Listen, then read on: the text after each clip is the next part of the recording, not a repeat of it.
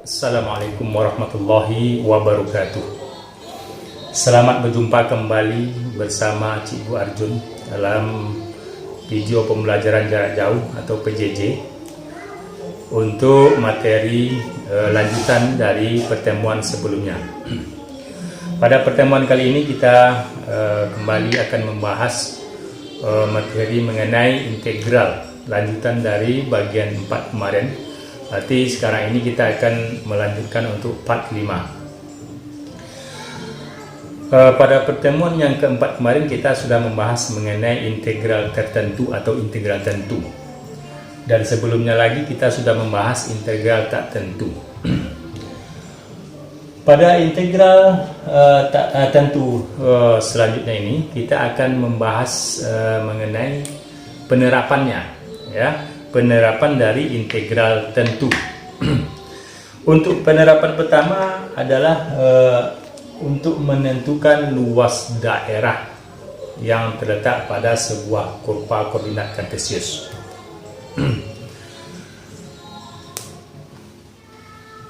Untuk luas daerah yang pertama kita berbatasi dulu dengan sebuah kurva, ya. Luas daerah yang dibatasi oleh sebuah kurva, ya, atau garis, ya. Garis atau fungsi. Perhatikan. Sekarang perhatikan gambar ini. Ini merupakan daerah arsiran yang dibatasi oleh 4 garis, sehingga dia membentuk persegi 4 atau segi 4. Semua garisnya lurus, ya. Garis pertama sejajar sumbu X. Sejajar sumbu X dia memotong sumbu Y di angka 2. Nanti kalau kita buat ini, garis ini adalah garis memotong sumbu Y di 2, maka Y sama dengan 2. Garis kedua adalah garis yang memotong sumbu X di 1 atau X sama dengan 1. Kemudian garis ketiga adalah garis yang memotong sumbu X di 5, X sama dengan 5. Garis terakhir adalah garis yang sejajar sumbu X atau garis X atau sumbu X yang memotong sumbu Y di 0, ya, sumbu X saja. Maka kalau kita lihat daerah arsiran itu akan berbentuk sebuah persegi panjang. Ini panjang, ini lebar. Kalau kita ingin menentukan luas, ya, apalagi dia berbentuk persegi panjang, sangat mudahlah sekali untuk menentukannya. Maka luas daerah D adalah gunakan rumus untuk menentukan luas persegi panjang. Panjang kali lebar sama dengan berapa panjang dari persegi panjang? Tentu jarak dari 1 sampai 5. 1 sampai 5 berapa? Tentu 4. 5 kurang 1. Ya, kalau kita lihat kan 2, 3, 4, 5. Berarti ada berapa peta ini? 1, 2, 3, 4. Ya. Lebarnya dari ini ke sini sama 0 ke 2 berarti 2. Maka luasnya adalah 8 satuan luas. Ya, luas dari persegi panjang atau daerah arsiran ini adalah 8 satuan luas. Bagaimana kita menerapkan proses integral? Sekarang kita lihat. Kalau kita menggunakan integral kemarin, berarti luas daerah yang diarsir atau D adalah luas batas atas, batas bawah sampai batas atas fx dx. Ya. Mana ada batas bawah? Ya, batas bawah dan batas atas itu adalah garis yang memotong sumbu X. Ya. Batas atasnya yang besar, X yang besar, batas bawahnya X yang kecil. Berarti sama dengan integral 1 sampai 5. Mana fx? Kita ketahui fx itu rumusnya sama dengan y. Berarti ini rumus fx adalah fungsi, ya. Fx sama dengan y. Nah, ini dia y. Berarti y nya 2 dx. Ya. Berarti integral kan? Integral 2 adalah 2 X, tinggal menambah X belakang. Nah, atas bawah. Substitusi X 5 dulu. 2 kali 5 kurang 2 kali 1. Nah, ini rumus kemarin ya. 2 kurang 5, 2 kali 5 10. 2 kali 1 dulu. Hasilnya adalah sama. Dengan menggunakan proses integral, dengan menggunakan langsung rumus dari untuk menentukan persegi panjang, luas persegi panjang. Bagaimana kalau dia misalnya fx-nya ini tidak lurus? Ini kan lurus, ya. Bagaimana dia melengkung, ya? Maka kalau kita diketahui fungsinya, maka untuk menentukan luas itu cukup dengan menggunakan proses integral. Kita tidak bisa menggunakan rumus, ya.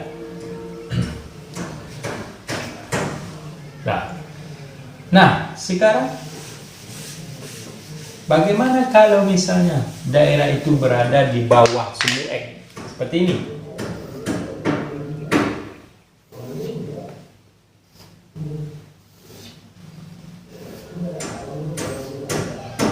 Ini D, ini 0, ini sumbu X, ini Y.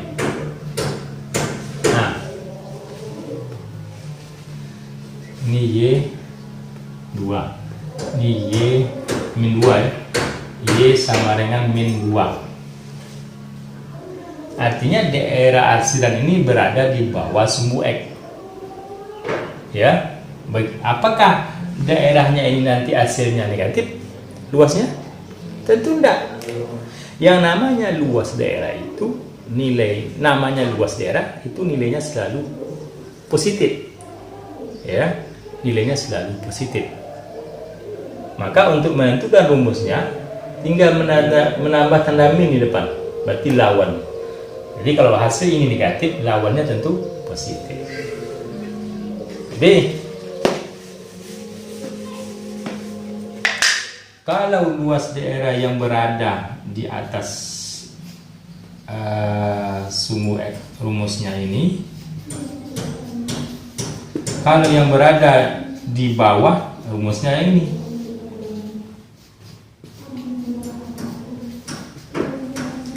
Negatif, ya. Min lawan, karena hasil ini kalau dimasukkan nanti substitusikan A dan B nya hasilnya negatif. Negatif kali negatif selalu positif. Artinya kesimpulannya adalah luas daerah yang dibatasi oleh sebuah kurva itu nilai mutlak dari AB F X D. Nah, ini dia.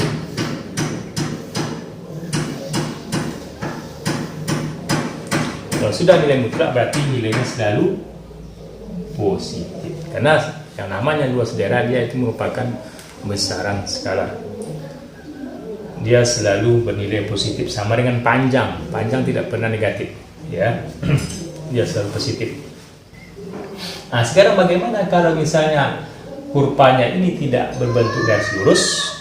Nah, sekarang kita lihat contoh lain.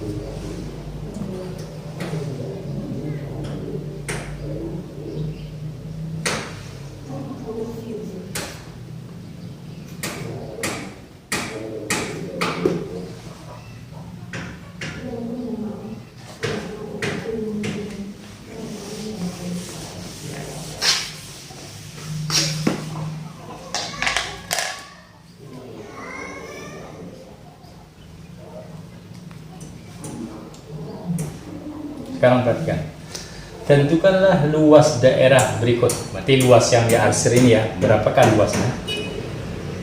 Batas dari daerahnya adalah dari angka 1 sampai 6, atas 1 sampai 6, sedangkan fungsinya ada, kurvanya adalah Y sama dengan X kuadrat tambah 5 ya. Maka untuk menentukan luasnya, nah, mudah saja ya, sudah. Luas daerah arsiran adalah integral dari 1 sampai 6 efeknya ini X kuadrat ditambah 5 dx sama dengan, nah, integral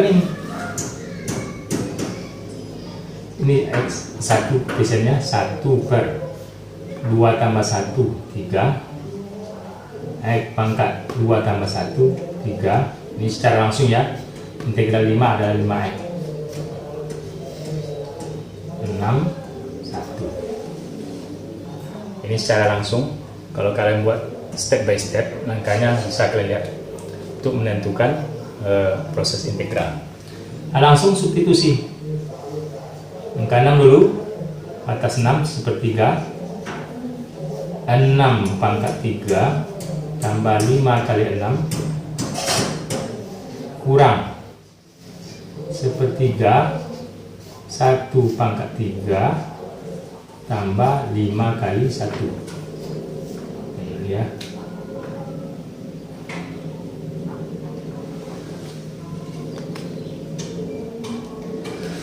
Sama dengan buat sini sepertiga 6 pangkat 3 216 tambah 5 kali 6 30 kurang sepertiga kali 1 ya, 1 pangkat 3 tetap 1 tambah 5 kali 1 tetap 5 sama dengan 216 per 3 tambah 30 kurang sepertiga tambah 5. Nah, kalau bentuk seperti ini nanti kita samakan penyebutnya. Sepertiga kurang sepertiga. Berarti ini tetap 216 tambah ya, 3 bagi 3 1 kali 216 3 kali 30 90 3 bagi 3 1 kali 1 tetap 1 tambah 3 kali 5. Nah, ini 216 tambah 90 306 per 3 kurang 16 per 3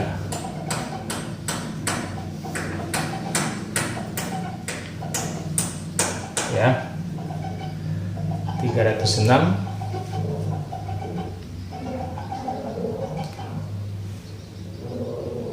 kurang 16 260 ya, 260 bagi 3.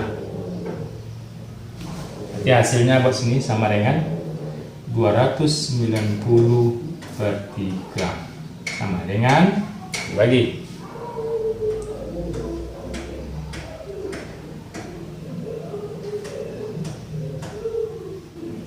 93 sepertiga ya.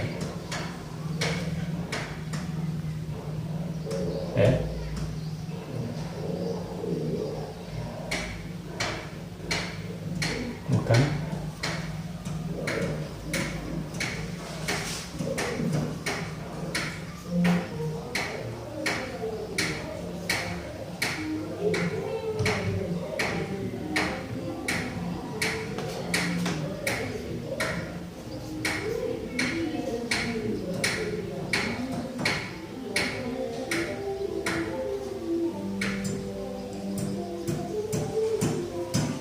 96 2/3 satuan luas. Nah, ini hasilnya 96 2/3 satuan luas.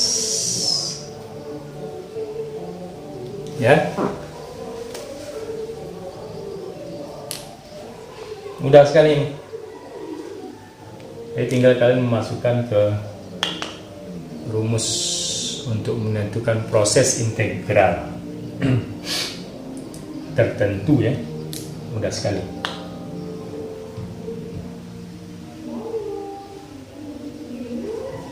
Jadi untuk pertemuan yang kelima ini cukup sampai di sini saja. Jadi nggak perlu terlalu lama. Nanti akan membosankan kalian kalau durasi terlalu lama. Karena sebetulnya masih banyak lagi. Ini contoh lain. Bagaimana kalau misalnya batasnya belum ada, ya, batas bawah dan batas atasnya belum ada. Yang ada cuma kurvanya. Sebenarnya dapat kalian lihat di contoh-contoh, baik di Google maupun di YouTube lain, atau bisa kalian buat di kalian lihat di buku pegangan kalian sendiri. Jadi untuk pertemuan kali ini Bapak cukupkan sampai sekian, dan Bapak akhiri dengan Assalamualaikum warahmatullahi wabarakatuh.